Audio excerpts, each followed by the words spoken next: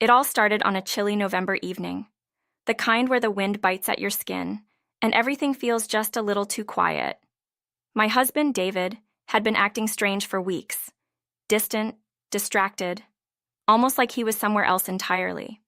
We'd been married for 16 years, and I'd always been able to tell when something was off. This time it felt different. The unease had been growing for a while, but I kept pushing it aside, telling myself it was nothing. I was wrong. That night, David came home late. He said he'd been working on a project with some colleagues, the same excuse he had been using more frequently lately. Work is just hectic right now, he would say, his eyes avoiding mine. He always seemed too tired to talk, too preoccupied to spend time with me or the kids. We were drifting apart, and I couldn't help but feel like I was losing him, bit by bit. After he headed upstairs to shower, I noticed something odd. His phone was sitting on the kitchen counter, something he never did. David always kept his phone close to him, even when he didn't need to. I wasn't the type to snoop, but curiosity gnawed at me, and before I could stop myself, I picked it up. The screen lit up with a notification, a message from someone named Rachel. My heart skipped a beat. I didn't know a Rachel. I hesitated, my fingers trembling as I opened the message. The conversation was innocent enough, but something about it felt too familiar. There were too many messages exchanged at odd hours, too many little inside jokes. My stomach churned as I scrolled through more of their chat. It wasn't overtly romantic, but the connection between them was undeniable. Rachel wasn't just a friend. That night, I couldn't sleep. My mind raced, replaying every recent interaction I had with David. I wanted to believe it was all in my head, that I was overreacting. But the nagging feeling wouldn't go away. What was he hiding? Why hadn't he mentioned Rachel to me? I couldn't shake the suspicion that something was terribly wrong. The next morning, I confronted David. It wasn't dramatic.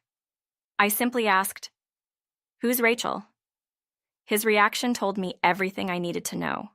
He stiffened, his eyes narrowing for a split second before he tried to brush it off. "She's just someone from work," he said, too quickly, too defensively, but I wasn't buying it. "I've never heard you mention her before," I said, my voice barely above a whisper. I could feel my heart pounding in my chest, but I kept my expression calm. I wasn't going to lose control, not yet. David sighed, running his hand through his hair. "There's nothing going on, Emily. She's just a colleague, that's all."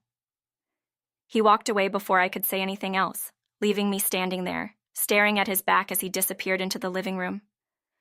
But his words lingered in the air, heavy and insincere. Over the next few days, the distance between us grew wider. He became more secretive, more withdrawn, spending long hours at work and coming home even later.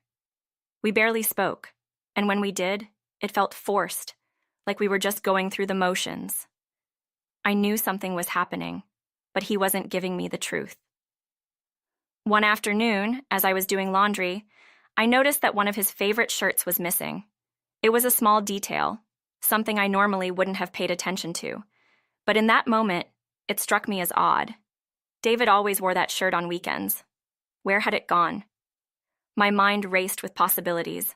Had he taken it to work, or was it with Rachel? Later that evening, when David came home, I asked him about it. "I haven't seen your favorite shirt around," I said casually, trying to sound uninterested. He barely glanced up from his phone. "I don't know, maybe it's in the laundry," he mumbled. But I knew it wasn't. I had already checked. The days blurred into weeks, and with each passing moment, my suspicions grew. The more I tried to ignore them, the louder they became. Something was happening, and I couldn't deny it any longer. I needed answers. Then one Friday night, David told me he was going out for drinks with friends from work. It wasn't unusual, but this time, I decided to follow him. I waited until he left, grabbed my coat, and slipped out of the house, my heart pounding in my chest. I felt like a spy in a bad movie, trailing my own husband through the city streets. He ended up at a cozy bar downtown, the kind of place we used to go together when we were younger. I watched from across the street as he walked inside, feeling a lump form in my throat. After a few minutes, I saw her. Rachel. She walked in with a smile, greeted him with a hug, and they sat down together at a small table in the corner. My world shattered in that moment. There was no denying it anymore. This wasn't just a work relationship. This was something more. I felt sick to my stomach, but I couldn't tear my eyes away from them. They looked so comfortable together, unlike they had done this 100 times before. I went home that night in a daze, my mind spinning with anger, sadness, and disbelief. How could he do this to me? To our family?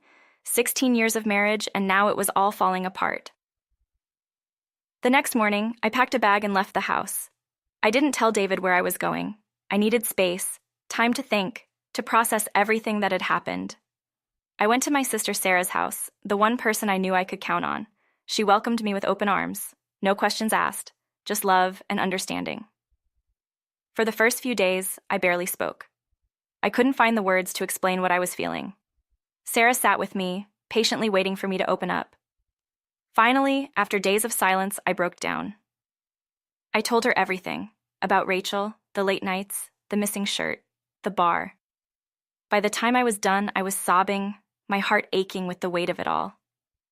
"You have to confront him," Sarah said gently. "You can't keep living like this." She was right. I knew I couldn't avoid the inevitable any longer. I had to face David and demand the truth, no matter how much it hurt. 2 days later, I returned home. David was sitting on the couch, watching TV as if nothing had happened. I stood in the doorway, my bag still in hand, and said, "We need to talk." He looked up, surprised to see me. "Where have you been?" he asked, his tone sharp. But I didn't answer his question. Instead, I walked into the living room and stood in front of him. "I know about Rachel," I said, my voice steady. "I followed you to the bar." For a moment, he didn't say anything. His face went pale, and he looked down at his hands. "It's not what you think," he whispered, but the guilt in his voice betrayed him. "Then what is it?" I demanded. "Because from where I'm standing, it looks like you've been lying to me for months." David didn't have an answer. He sat there silent, his shoulders slumped in defeat. I could feel the tears welling up in my eyes, but I refused to cry in front of him. Not now. Not when I needed to be strong. "We're done," I said, my voice breaking just a little. "I can't do this anymore." And just like that, our marriage was over. The weeks that followed were a blur of paperwork, lawyers, and emotional exhaustion. David moved out, and I was left to pick up the pieces of the life we had built together. It was harder than I had ever imagined. The house felt empty without him, and every room held memories of the good times we had shared. But those memories felt tainted now, overshadowed by the betrayal. I leaned on Sarah more than ever during those weeks. She helped me navigate the legal process, took care of the kids when I couldn't, and reminded me that I was strong enough to get through this. But no matter how much support I had, there were still nights when I cried myself to sleep, wondering where everything had gone wrong. One day, I received a message from Rachel. I stared at my phone for what felt like hours before finally opening it. "I'm sorry," the message read. "I never meant to hurt you." It was the last thing I expected to hear from her.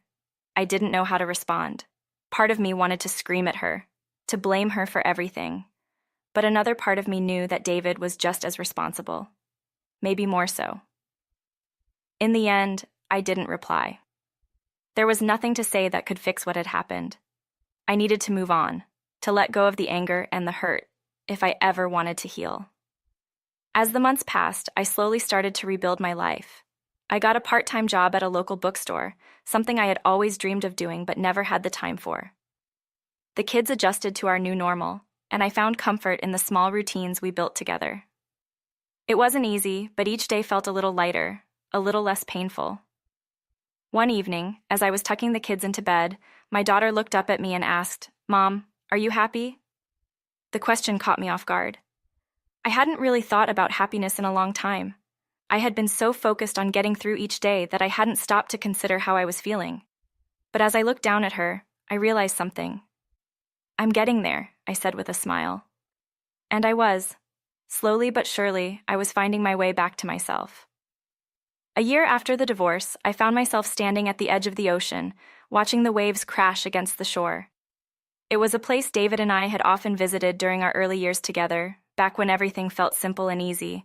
But this time, I was there alone, and it felt peaceful. For the first time in a long time, I wasn't thinking about the past or what I had lost. I was thinking about the future, about the life I was rebuilding for myself and my children.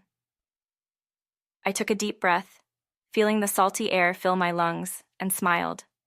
I had survived the storm, and now, standing here with the horizon stretched out before me, I knew that I was going to be okay. The next chapter of my life was just beginning, and for the first time in a long